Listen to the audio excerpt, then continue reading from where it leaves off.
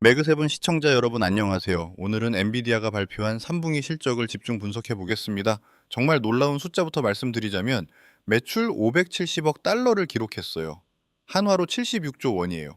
월가 예상치 549억 달러를 가볍게 넘어선 거죠. 그런데 더 놀라운 건 순이익이에요. 319억 달러, 한화로 43조 원을 벌었거든요. 전년 동기 대비 65% 증가한 수치예요. 젠슨 황 CEO가 뭐라고 했는지 아세요? 블랙웰 판매가 차트를 뚫고 나갔고 클라우드 GPU는 품절입니다. 이 한마디가 지금 엔비디아의 상황을 완벽하게 요약해요. 오늘은 이 실적이 왜 중요한지, 그리고 엔비디아가 준비하고 있는 충격적인 투자 계획들을 하나씩 파헤쳐 보겠습니다. 먼저 숫자부터 정리해 드릴게요.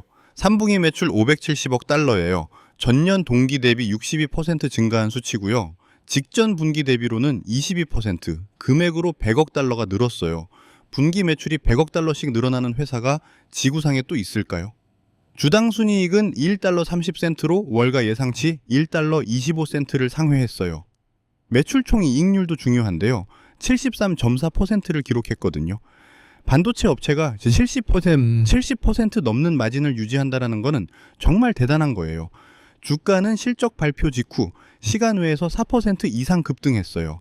CNN은 이 결과가 AI 버블에 대한 우려 속에서 주식시장 전체에 안도감을 줄 수 있다고 보도했습니다. 실제로 엔비디아는 지금 S&P 500의 약 8%를 차지해요. 거의 모든 투자자와 401k 보유자가 이 실적에 영향을 받는 거죠. 이번에도 실적을 견인한 건 데이터 센터 사업이에요. 데이터 센터 매출이 512억 달러로 사상 최대를 기록했거든요. 전년 동기 대비 66% 증가한 수치예요. 전체 매출의 90%를 데이터 센터가 차지하고 있는 거죠. 컴퓨팅 부문은 전년 대비 56% 성장했는데요. GB300 GPU 출하가 본격화된 덕분이에요. 호퍼 플랫폼도 여전히 20억 달러 매출을 올렸고요. 게이밍 매출은 43억 달러로 전년 대비 30% 증가했어요. 프로페셔널 시각화는 7억 6천만 달러로 56%, 자동차는 5억 9,200만 달러로 32% 성장했습니다. 콜렛 크레스 CFO는 어닝콜에서 재밌는 말을 했어요. 중국에서 상당한 규모의 구매 주문이 분기 중 실현되지 않았다. 지정학적 문제와 중국 내 경쟁 심화 때문이라고요. 중국 시장은 여전히 변수라는 거죠. 다음 분기 전망이 더 놀라워요. 엔비디아는 4분기 매출 가이던스로 650억 달러를 제시했어요. 월가 예상치 617억 달러를 크게 웃도는 수치예요. 이게 실현되면은 연간 매출이 2,500억 달러를 넘기게 돼요. 매출 총이 이익률은 74.8%를 예상하고 있어요. 이번 분기보다 오히려 개선되는 셈이죠. 크레스 CFO가 흥미로운 말을 했어요. 투입 비용이 상승하고 있지만 총마진을 70% 중반대로 유지하기 위해 노력하고 있다. 면서 2027 회계 연도까지 마진 압박이 있을 수 있다고 했거든요. 재고는 전분기 대비 32% 증가했고 공급 약정은 63%나 늘었어요. 그만큼 미래 수요에 대비하고 있다는 뜻이죠. 가장 뜨거운 관심을 받는 건 블랙웰 칩이에요. 젠슨 황이 10월에 밝힌 수치가 충격적이었잖아요. 블랙웰과 루빈 칩, 그리고 관련 AI 인프라 장비에 대한 수주 잔고가 5천억 달러라고요. 2025년과 2026년 물량을 합친 수치예요.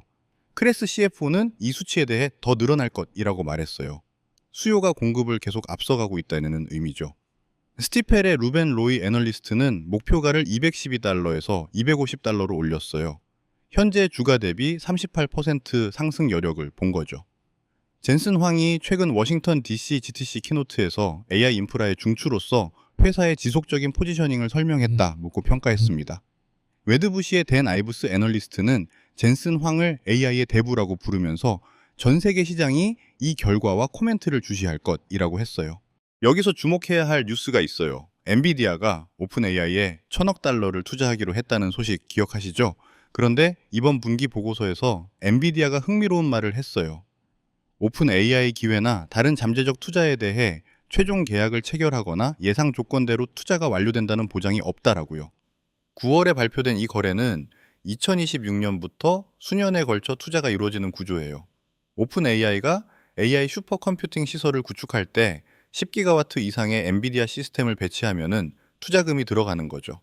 처음 10억 달러는 오픈 AI가 첫 1기가와트 용량 배치를 시작하면 투자될 예정이에요.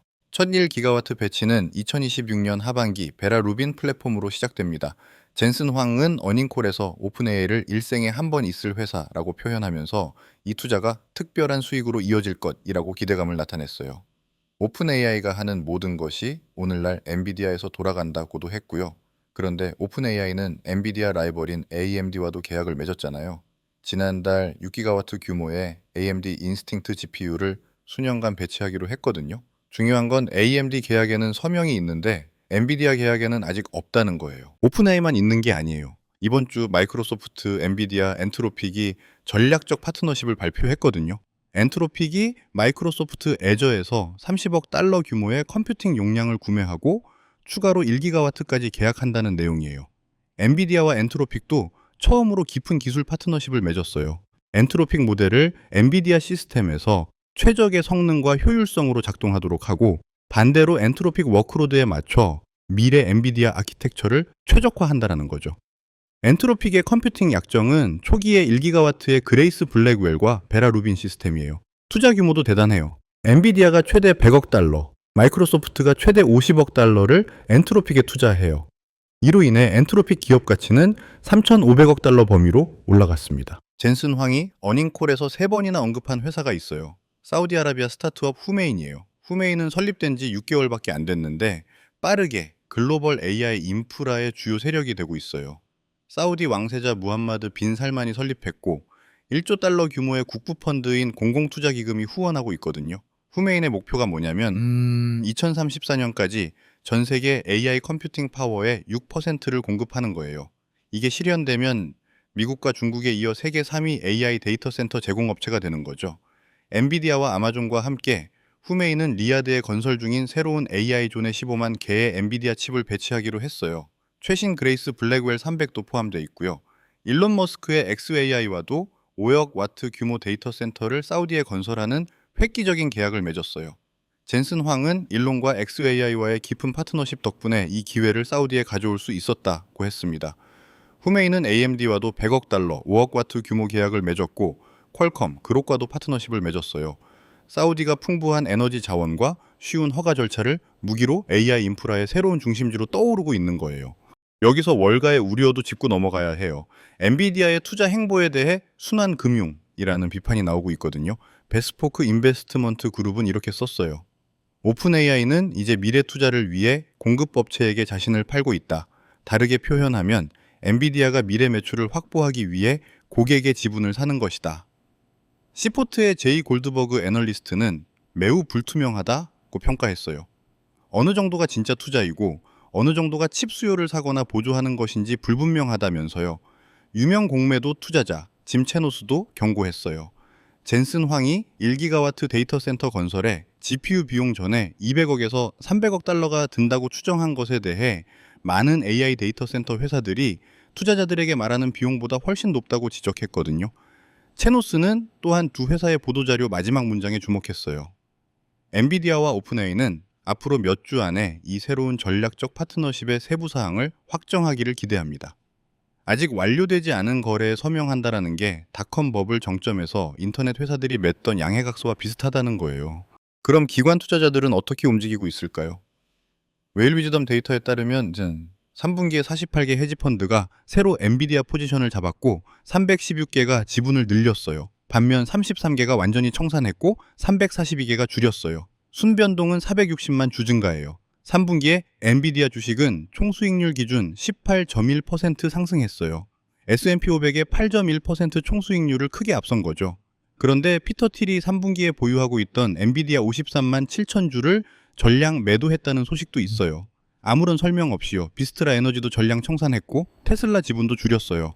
그의 총롱, 익스포저가 2분기 2억 1200만 달러에서 3분기 7440만 달러로 65% 감소했습니다.